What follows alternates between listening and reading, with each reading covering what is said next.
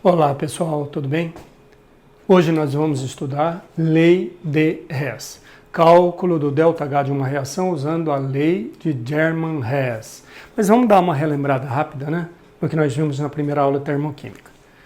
Então, lembrando que processo exotérmico libera calor. Então, graficamente, você tem entalpia dos reagentes, os reagentes com uma certa energia, uma certa entalpia que é representado justamente por H, em homenagem a Hess, que contribuiu bastante, né, no estudo da termoquímica. Então, H de Hess. Mas então, significa energia, entalpia. Entalpia dos reagentes, aí forma os produtos, liberando calor. Essa diferença energética entre entalpia dos produtos e entalpia dos reagentes é a variação de entalpia, ΔH. Como está liberando calor, forma os produtos com conteúdo energético menor do que o que se tinha nos reagentes. E aí, produtos menos reagentes, você está enxergando aqui, que é maior a entalpia dos reagentes. Perdeu o calor para formar os produtos. Como é maior a entalpia dos reagentes, predomina o sinal negativo. Então, ΔH menor que zero. ΔH é negativo quando o processo é exotérmico. ΔH menor que zero. E quando é endo, vai acontecer exatamente o contrário, né? Absorve calor. Absorve calor. Então você tem lá os reagentes com uma certa entalpia. Entalpia dos reagentes, A mais B, representando aqui genericamente. Absorvem calor, formam C mais D, que são os produtos. E aí, variação de entalpia dos produtos menos entalpia dos reagentes. Como é maior aqui a entalpia dos produtos, então predomina o sinal positivo. Então, ΔH é positivo, ΔH maior que zero. Então, entalpia negativa, processo exotérmico. Entalpia positiva, processo endo. Cuidado com o experimento, onde você tem um recipiente, não está tendo aquecimento, e aí você coloca os reagentes e você está tendo a sensação de calor aqui. Está aumentando a temperatura. Aí pede lá, se o processo é endo ou exo. Então, não se engane, achando isso aqui. Quando é endo, absorve calor, então vai ficar mais quente. Exatamente o inverso. Se você está sentindo a sensação de calor, é porque essa reação que ocorre aqui dentro é exotérmica, libera calor. Esse calor que está sendo transferido para a sua mão, tá? Então, você segurou um recipiente, está aumentando a temperatura, sem o fornecimento de calor aqui, né, sem o aquecimento disso, só pelo que está ocorrendo aqui dentro, está aumentando a temperatura, então é porque o processo é exotérmico, libera calor. E, no entanto, se você tem a sensação de frio, é porque o que ocorre aqui é endo, absorve calor. Absorve calor da parede do recipiente, a parede do recipiente absorve calor da sua mão, então você tem a sensação de frio. E outra coisa, né? Tomar cuidado com isso aqui, é a maneira antiga de representar, onde se coloca o calor escrito na própria equação. A equação termoquímica é a maneira mais completa de se representar a reação. Tem reagentes e produtos, tem o estado físico de cada um, né? Quantidade estequiométrica, 1 mol, 2 mol, 1 mol, 2 mol, estado físico de cada um e a energia envolvida na reação. Então, cuidado, não dê o ΔH aqui. Ele está escrevendo o calor, né? Está fornecendo o calor escrito na própria equação. Então, cuidado.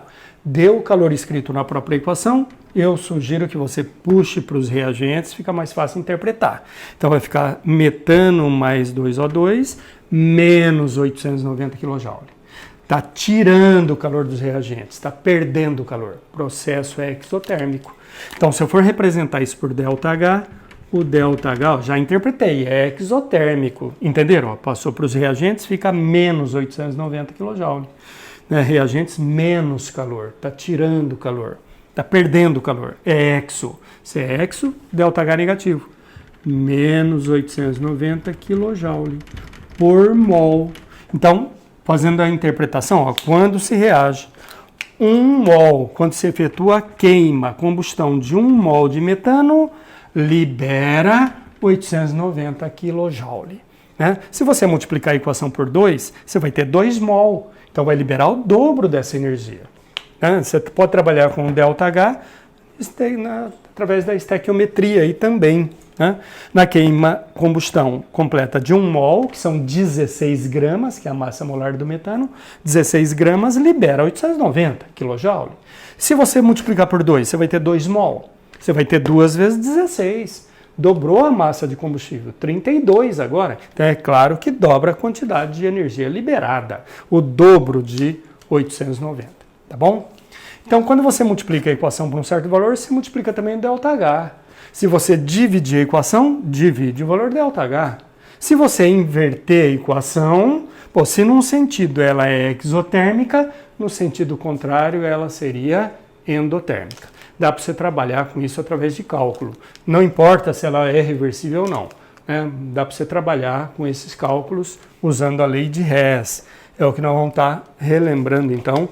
Só que antes também, vamos lembrar que nós vimos a maneira de calcular o ΔH da reação na primeira aula, que foi através de calor de formação. Então, lembrando que calor de formação é o calor envolvido na formação de 1 mol.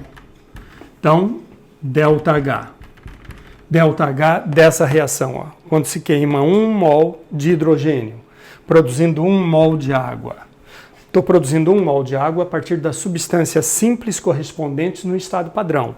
Estado físico comum, a 25 graus Celsius e 1 atm, e forma alotrópica mais estável quando apresentar alotropia, né? O oxigênio apresenta, existe o O2 e o O3. Estou pegando o mais estável que é o O2.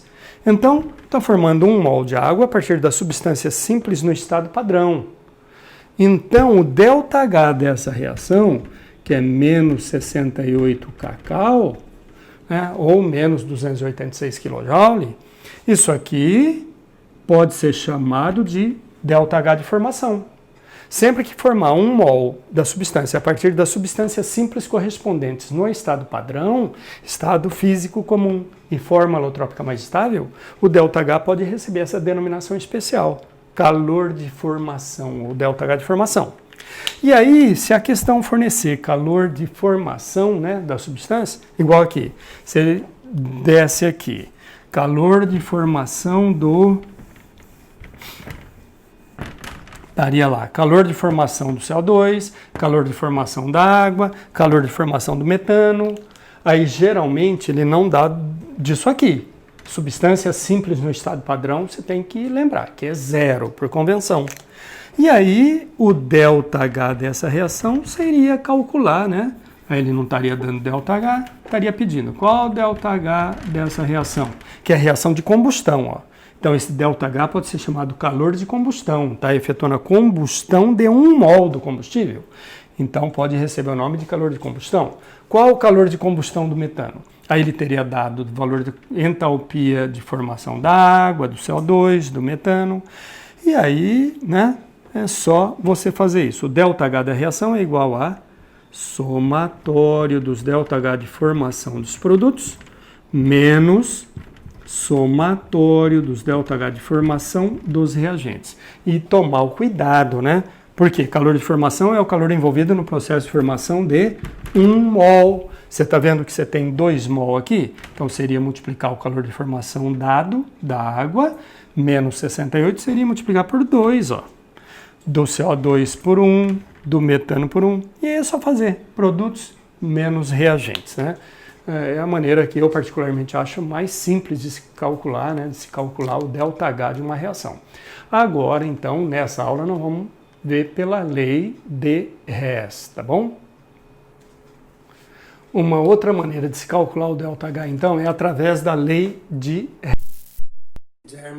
Diz o seguinte, que o ΔH de uma reação depende somente dos estados inicial e final, não importando o número de etapas. Traduzindo isso aí, somando essas duas equações, por exemplo, nós iríamos cancelar o C. Então vai ficar A mais B mais D, dando E. Traduzindo, essa lei né, citar a aditividade das entalpias. Ou seja, quando você obtém uma equação pela soma de outras, o ΔH dela é igual a aditividade das entalpias, igual a soma das entalpias. Então, ΔH dessa equação vai ser igual a ΔH da primeira mais o ΔH da segunda. E para você trabalhar matematicamente com isso aqui, às vezes você tem que multiplicar a equação por um certo valor. Se você multiplicar a equação, você vai multiplicar também o valor do ΔH. Se você dividir a equação, divide o valor do ΔH, igual eu comentei agora há pouco. Se você inverter a equação, você troca o sinal do ΔH. Pois se num sentido ela libera calor, sentido contrário ela vai, é claro, absorver calor. Se num sentido ela é exo, sentido contrário é endo, né? E vice-versa, tá bom? E aí você vai dar um jeito de chegar na equação problema, usando as equações dadas, você vai dar um jeito de chegar na equação problema. Para isso você vai avaliar se você tem que multiplicar alguma equação por algum valor, ou dividir, né? Ou inverter, igual nós vamos analisar já diretamente já na primeira questão, tá bom? Então, nós vamos resolver essa primeira questão, que pede o seguinte. Uma questão caiu no vestibular da VUNESP alguns anos atrás. Se grafite e hidrogênio forem introduzidos num frasco para reagir, pode ocorrer a reação A. Mas o processo não se completa e, portanto, a variação de entalpia ΔH não pode ser determinada diretamente, né, lá num calorímetro. ΔH pode ser determinado indiretamente, aplicando-se a lei de Hess às equações B, C e D. Aí ele pede para calcular o ΔH da reação A. Então, olha, você vai estar de olho na equação problema, de olho nela, para avaliar quais as alterações vocês devem fazer nessas equações fornecidas. Então, ó, eu tenho 3 substâncias na equação problema e tenho 3 equações, nesse caso. Então, eu, de olho na equação problema, eu preciso de 3 mol de carbono grafite aqui nos reagentes, ó, à esquerda da flecha, nos reagentes. Aí eu vou procurar o carbono grafite nas equações dadas. Bom, tá aqui, tá no lado dos reagentes, mas está com apenas 1 mol. Eu preciso de 3 mol. Então, essa equação nós vamos multiplicar por 3, para que tenhamos 3 mol de carbono grafite nos reagentes. Quando a gente multiplicar a equação por 3, a gente multiplica também por 3 o ΔH. Nós precisamos também de 4 mol de H2 nos reagentes. Aí você procura o H2 nas equações dadas, ó, tá aqui. Mas está com apenas 1 mol também. Você precisa de 4 H2, só tem 1. Então, nós vamos multiplicar essa por 4. Multiplicando por 4, a gente multiplica por 4 o valor do ΔH. E nós precisamos também, ó, de 1 mol de propano, C3H8, nos produtos, ó, à direita da flecha, lá dos produtos. 1 mol. Aí você vai procurar o C3H8, ó, tá aqui na primeira equação. Está com 1 mol, como você precisa 1 mol. Só que você precisa de 1 mol nos produtos. Tá vendo que ele está nos reagentes, ó, à esquerda da flecha? Então, para que ele fique no lado dos produtos, essa equação nós vamos ter que inverter. Quando a gente inverte a equação, a gente troca o sinal do ΔH. Então, essa aqui, inverter. Você avaliou o que é que você tem que fazer com cada uma, né? Então, agora você vai escrever novamente essas equações, fazendo essas alterações. Depois que você treinar a lei de Hess, né, numa situação que é teste, né, então dá para você também pegar um caminho assim mais rápido. Você estando seguro do que você está fazendo, depois que você treinou, fez vários exercícios, né? Se você está invertendo essa equação, você troca o sinal ΔH, então vai ficar mais 220,1 kJ. Essa você está multiplicando por 3, então você multiplica por 3 o ΔH, 3 vezes menos 393,5. E essa aqui vezes 4, você multiplica por 4 o ΔH, 4 vezes menos 285,9 kJ. Aí você soma esses valores, você tem o ΔH da equação problema. Mas você faz, né, num teste, você tem esse recurso, mas para você não ser penalizado em situações um pouco mais complexas, então você, né, tem que estar fazendo todo esse procedimento. Você faz isso quando é teste, depois de ter treinado, né, um certo tanto aí, fazendo da maneira como se fosse questão dissertativa. Bom, essa é de questão dissertativa, então, todo jeito teria que estar fazendo isso. Ó. Então, escrevendo as alterações. Essa aqui, inverter. Tudo bem, pessoal? Inverter. Por quê? Porque eu preciso de um mol de propano nos produtos e ele está nos reagentes. Então, essa nós vamos inverter. Então, vai ficar 3CO2 mais 4H2O. 3CO2 gasoso mais 4H2O líquido, dando C3H8 gás mais 5O2. Então, gasoso. Então, ΔH vai ficar mais, vamos até evidenciar bem a alteração, ó, mais 2.220,1 kJ. Você inverteu a equação, você troca o sinal ΔH. Era menos, ficou mais. Essa aqui, vezes 3. Por quê? Eu preciso de 3C nos reagentes. Estava aqui com 1, então vou multiplicar por 3. Então, 3C, grafite, mais 3O2 gasoso, dando 3CO2 gasoso. Multiplicou por 3? Multiplica por 3 o ΔH. Eu vou chamar isso aqui de ΔH1, esse de ΔH2. Então vai ficar 3 vezes menos 393,5 kJ. E essa aqui por 4. Por quê? Precisamos de 4H2 nos reagentes, ó, tinha 1, então vamos multiplicar por 4. Então, 4H2 gasoso mais 2O2 gasoso, dando 4H2O líquido. Então, ΔH3, vou chamar ΔH3 igual a 4 vezes esse valor. 4 vezes menos 285,9 kJ. Daí, somando, ó, então vê o que dá para cancelar.